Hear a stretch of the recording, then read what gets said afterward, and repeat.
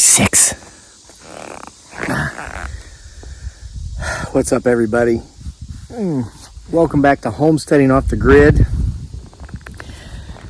the most popular homesteading channel on YouTube, the most popular homesteading site on the internet that has nothing to do with homesteading. Today, the show has to do with it being 96 degrees right now with the heat index of 101. And why am I out here telling stories? Because I'm crazy! Crazy Lake. They don't call me that for no reason. So, I'm going to share some stories with you today about haunted houses because it just kind of what I flipped to in one of the books here. We're going to read a couple more stories from True Hauntings Volume 1. Personal stories of real experiences with the paranormal, supernatural, cryptids, aliens, and UFOs. These are stories submitted from viewers like you. If you've got a creepy, real, true story that something that happened to you or somebody you know, you could submit it to the channel. We have an email. It's crazylake@mail.com. Give us your permission. We'll share it either on the channel or in an upcoming volume of True Hauntings. Volume 4 will be out this fall at some point.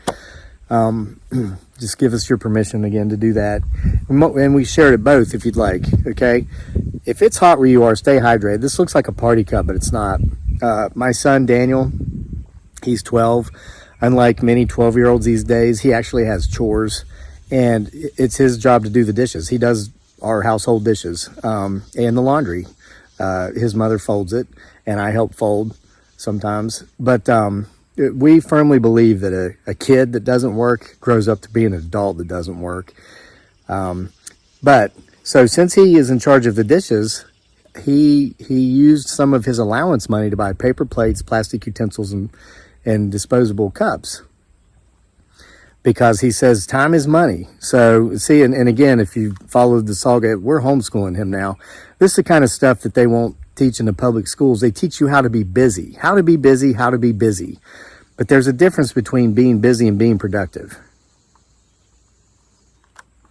You can be busy all day long and not get anything productive done to advance your position in life, generate revenues. So whatever, he's figured that out through observation and through being taught by a business-minded parent. So yeah, hey, if he wants to, and we use the paper plates, plastic cups. Gives him more time to do laundry. He hasn't figured that one out yet. Disposable clothing. But what was my point? Oh yeah, it looks like a party cup, but it's not. Stay hydrated if it's super hot where you are. Stay hydrated anyway. So our house, which is 120 years old this year. It was built in 1903. This is 2023. It's 120 years old now. Is haunted AF. Getting derailed here, but who's watching the show? Who's watching? Okay, I know there's a lot of Yellowstone fans out there. We are. Last week we binge watched 1923, and then now we're binge watching 1883. Are you guys watching that? Let me know in the comment section. My wife and I were talking last night about one of the things we love about those shows is that the men were men.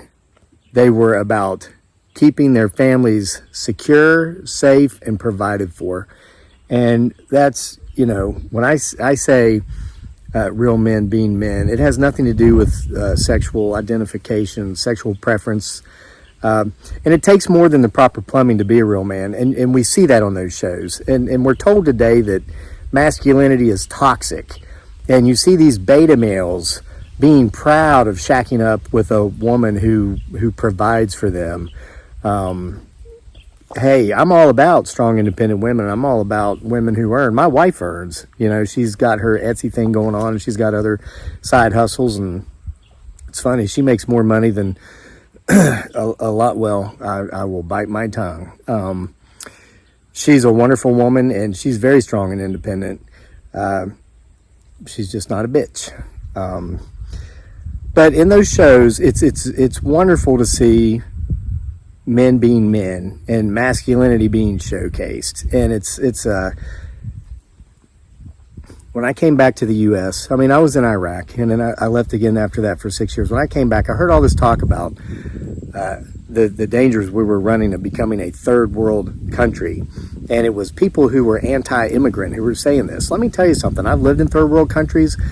The immigrants who are coming here to work. That's not what threatens us in becoming a third world country. In the third world countries I've lived in, among the people, among the culture, not on some 5-star resort for 3 weeks before I came home. I'm talking years in the villages. The number one common denominator, as I saw it, that led to that adjunct third world poverty was apathy among the people. Of course, you've got the corruption in government and all that, but it's apathy. That is where we are on a collision course here in the U.S. of becoming a third world country, because so many people are just so apathetic and they just don't care.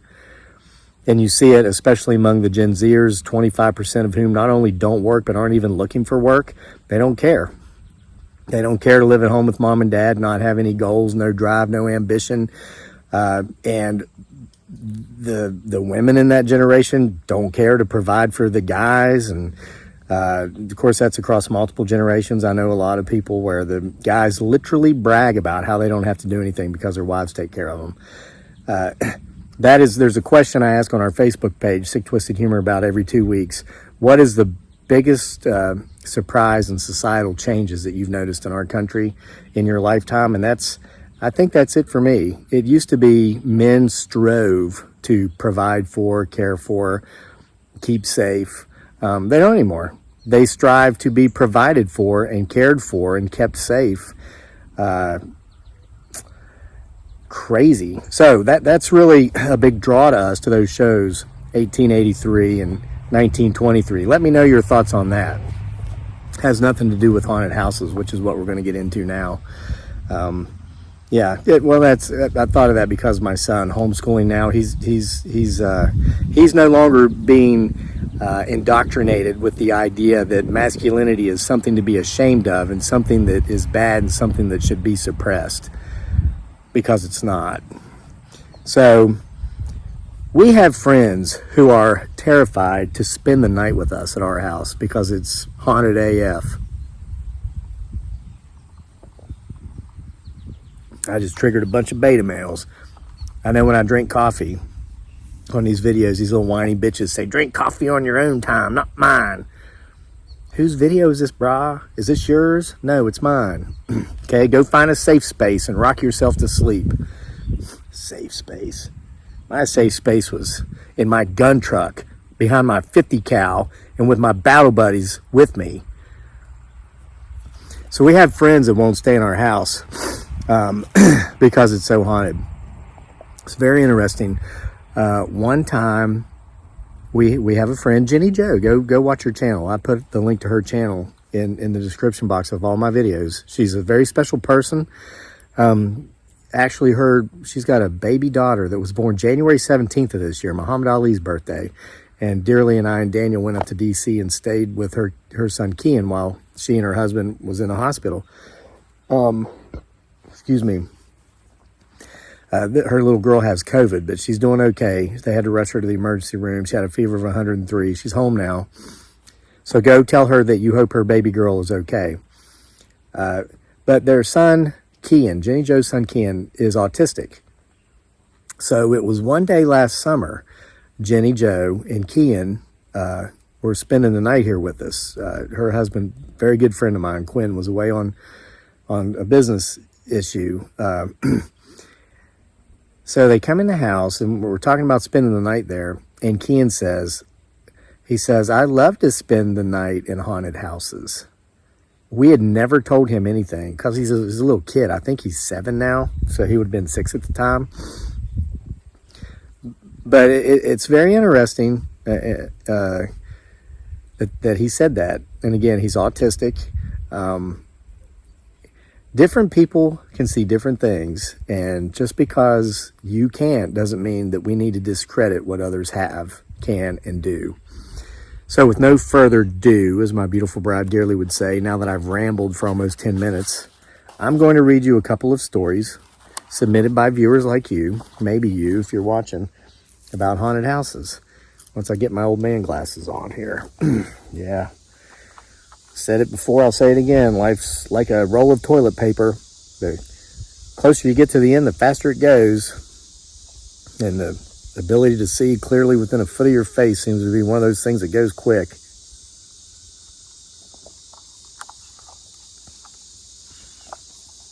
All right, this one's called She Lived in Not One But Two Haunted Houses. Who sent this in? Why is a dang yellow jacket? Julie Greisemer. I probably mispronouncing your name right there, Julie Greisemer. Again, submit your stories if you have them. crazylake@mail.com. While growing up, my family and I lived in a house that had been built in the early 1900s. Even though old houses might seem creepy to most folks, we never felt threatened in this old house or as if we were in harm's way.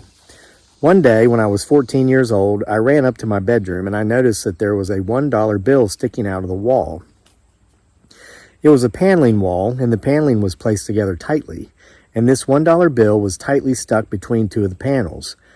It had never been there before, this $1 bill, and the strangest thing about it is that I could see the date on it. It was from 1920.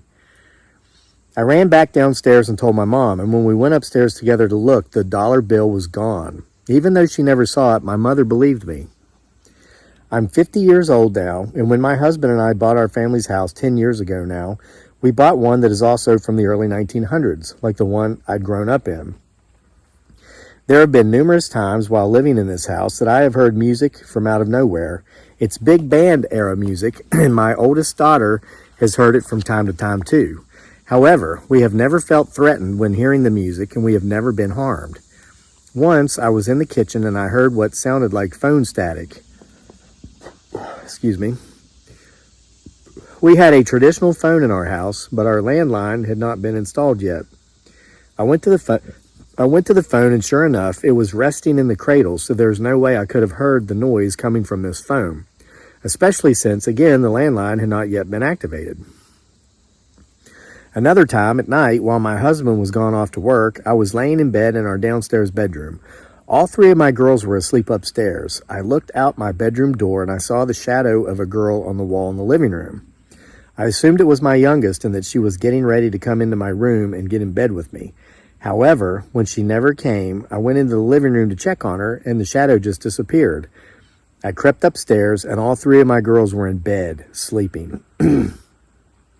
For some reason, my husband has never experienced anything in our house, and all activity stopped about a year after we moved in.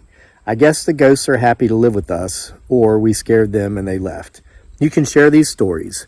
Julie Greisemer. Thanks for the stories, Julie.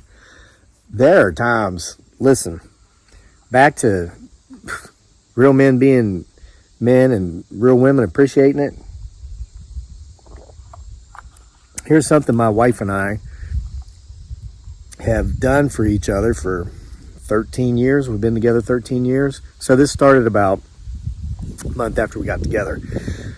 My wife dearly is Filipina, and part of her culture, and much of Asian culture, is that the women take care of the families as far as domestic duties go. Even though many of them still work in successful businesses, they view it as something they want to do. And it's frustrating to me at times because sometimes I want to cook. But if Dearly hears me in the kitchen, she runs in there to prepare my food. And trust me, this woman is not submissive. She gets pissed. I have to hide the machete. Okay? But I'm an early morning riser. I'm up between 4:30 and 5:30 every morning, no matter how late I go to bed. If I'm up late, hanging out with the guys or whatever, going to bed at 1 a.m., I'm up at 5 a.m., and usually by 6 I'm running. She makes my coffee for me every morning. Now, here's how she prepares it the night before now because we have the machines, and I just get up and push the button, and within 10 minutes it's ready. But she puts the grinds in the thing, pours the water in, sets out my coffee mug and my stevia sweetener, plant-based sweetener.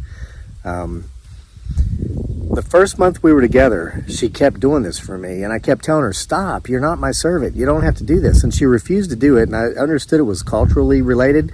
So what I did is I started making her coffee every morning. So here's how that works. I'm always up before her. So, and I'm usually finished with my coffee before she even gets up, or I'm on my second cup, which I never finish, just like part of my ritual. But I'm into my work. I'm writing, I'm scheduling posts for the Sick Twisted Humor Facebook page, editing, doing whatever it is I'm doing. Well, I can hear her get up. I work in a spare bedroom upstairs, converted into my office, and our master bedroom is downstairs. And the house was built in 1903. Everything creaks and squeaks if you walk anywhere, just about. I know the distinct sound of someone walking through my house. So when I hear that in the mornings around 6:30, Dearly wakes up between 6:30 and 7, I set my work aside, I go downstairs and hug her and kiss her and all these things and start preparing her coffee. And in the winter, she drinks it in front of the wood stove, and summer she'll drink it out on the front porch in the hammock. But she takes care of me and I take care of her. You know, you hear people complaining about their marriages, about their spouses, how mean they are to them. And I've often asked, well, how are you to them? People say, well, it's 50-50. No, I don't believe so, because if one gives 50, the other gives 50, the best you can have is 100%. I think it's 100% and 100%. Give your partner your all. They'll give you their all. If not, then you might not be with the right partner. There are some people who will mistake your kindness for weakness, take advantage, and not return it. And guess what? You probably shouldn't be with them. I couldn't convince Dearly not to make my coffee for me every morning, so I decided, you know what, if you can't beat them, join them. I decided I would make her coffee for her every morning. And now this is the type of thing we do throughout our relationship, and that's why we can't believe it's been 13 years. We never argue. We'll have disagreements, but we talk them out and work them out. We've never gone to bed angry, and we both feel we've married our best friend. And I'd rather hang out with her than any friend I've got. That's just, I think sometimes people think we're like codependent because we're always together. I can't spend enough time with her. I've never imagined I would have a relationship like this ever, but I do. And I'm blessed and I'm fortunate. Talking about haunted houses, and I keep going on and on about real men and successful marriage. There has been times I have been in my house. Sometimes Dearly or Daniel would be there. Maybe they were sleeping or something, and I've heard someone walking through the house, and so I go downstairs, but it's not them. They're still in bed asleep. And I can write some of that off to, well, maybe they got up and went to the bathroom and then got back in bed before I got downstairs.